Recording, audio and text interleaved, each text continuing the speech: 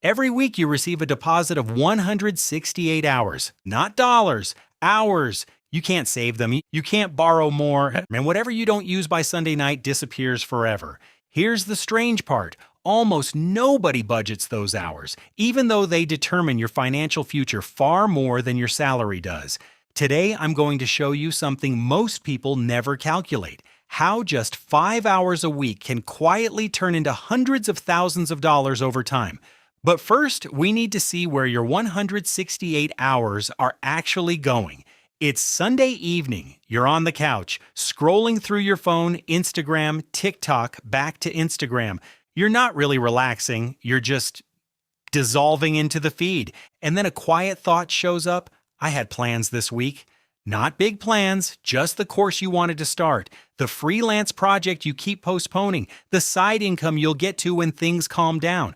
The problem is, things never calm down. And here's the thing: your financial situation isn't going to change. Not because you don't make enough, not because the economy is against you, but because you've never been taught to budget the one resource that actually controls your wealth. Not your dollars, your hours. So let's do something most people never do. Let's audit the week. Let's find out exactly where those 168 hours go, because I promise you, what you're about to see is going to be uncomfortable.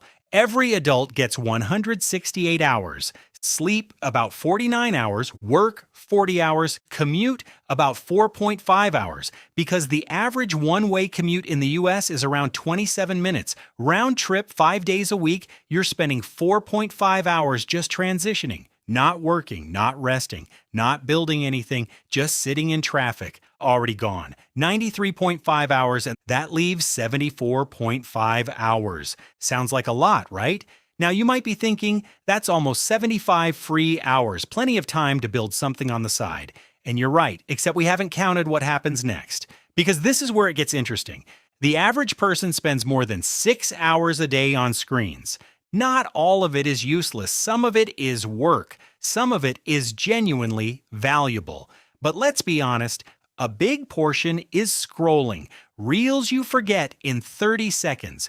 News that makes you anxious but changes nothing. Content that feels like rest but leaves you more drained than before. Let's be generous and say only half of that is wasted. That's 21 hours a week. 21 hours that produce zero financial returns. Subtract 21 from 74.5. We're at 53.5 hours. Now add life maintenance. Cooking, eating, errands, cleaning, the Bureau of Labor Statistics. American Time Use Survey puts this at around 2 to 2.5 hours per day. Call it 15 hours a week. We're down to 38.5 hours. Then there's the exhaustion tax. This is the one nobody talks about. When you arrive home after commuting and working and absorbing low-grade digital noise all day, you don't arrive at full capacity. You default to the path of least resistance. One more episode, you'll start tomorrow. The exhaustion tax costs most people another 6 hours of what could have been intentional time, down to 32.5 hours. And here's the brutal part. That remaining time isn't free, it's fragmented. 30 minutes here, 45 minutes there, interrupted by notifications, family, the mental overhead of everything undone. Genuinely focused, usable hours in the average week? Research on deep work and cognitive load puts it somewhere between 10 and 15 hours, if you're disciplined. Most people aren't. Most people are sitting on 10 to 15 potentially productive hours a week and spending them in ways that produce $0 and zero progress. Now look, I'm not here to tell you screen time is evil or that you should become a productivity robot. Rest matters. Downtime is necessary. But there is a real difference between intentional rest that actually restores you and passive consumption that masquerades as rest while quietly draining your energy and your time. And here's what most people don't realize about exhaustion. What we call tiredness at the end of a workday is often not physical fatigue. It's attention fatigue. Hours of notifications, emails, constant inputs. And the strange thing is, passive consumption, scrolling, endless feeds, it doesn't recover your energy. It drains it further. Genuine cognitive recovery comes from sleep, physical movement, and engaged, purposeful activity, even when that activity takes effort, which means you might need less recovery time than you think if you're currently recovering from the wrong things. Here's the math that changes everything. 5 hours a week equals 260 hours per year. That's more than 6 full 40-hour work weeks. Now imagine those 5 hours generate $800 a month. That's a conservative estimate. A freelance writer at entry-level rates on platforms like Upwork, an online tutor, someone building a small digital product. $800 a month is $9,600 a year. Invested at a 7% annual return, below the long-run historical average of the U.S. stock market, so a conservative assumption, after 10 years, you don't have $96,000. You have approximately $133,000. Compounding adds $37,000 on top of your contributions. After 20 years, about $393,000. Not from working more, not from a promotion, not from a lucky investment, just from redirecting 5 hours that used to disappear. This is where the time budget becomes a financial weapon, because you start to see every hour differently, not in a stressed, transactional way, but the way a financially literate person looks at money. Every hour has an opportunity cost. Every hour spent one way is an hour not spent another. And when you start thinking like that, decisions that seemed invisible become obvious. Let me give you a real example of how this plays out. Take Maya. She's 32, works in marketing, earning $68,000 a year, commutes 45 minutes each way. By the time she gets home, she's done. She tells herself she'll start freelancing when she has time. She runs the audit. Screen time, 24 hours a week, not 24 hours of enjoyment. 24 hours of varying quality consumption. She can't remember the next morning.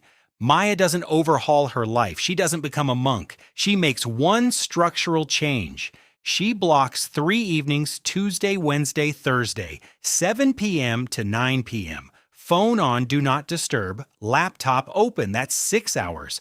Month 1, $200. Month 3, $600. Month 6, $1,200 a month consistently. She didn't find time, she redirected it. And here's what surprises Maya most. She doesn't feel more tired. She feels more alive on Tuesday evenings than she did when she was scrolling, because she's building something. And building something, it turns out, is the opposite of exhausting. So how do you actually run a time audit? Here's the process, step by step. For 1 week, just 1 week, track how you actually spend your time, not how you think you spend it. Use your phone's built-in screen time tracker. Look at the real number. Don't flinch, just look. Then map your week on paper. 168 boxes, 24 rows, by 7 columns. Fill in the non-negotiables first, sleep, work, commute, then fill in what you actually did with the rest. When you're done, 3 categories will emerge. First, productive time, work, learning, building, intentional relationships. This has real financial and personal value. Second, genuine restoration, sleep, real leisure, social connection that fills you up. This is necessary. Protect it.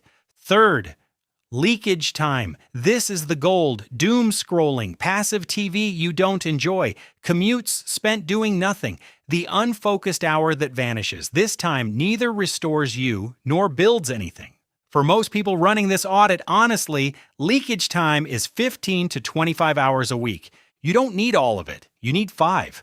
Once you have your 5 hours, here's how to put them to work. Pick your protected hours. Not, I'll work on it when I have time. Specific hours, specific days, non-negotiable. Treat them exactly like a second job, because they are a second job, except this one scales. Identify your high-value skill: writing, teaching, designing, coding, consulting. You don't need to be world-class. You need to be better than the person who needs the help. The internet has made it possible to monetize almost any real expertise.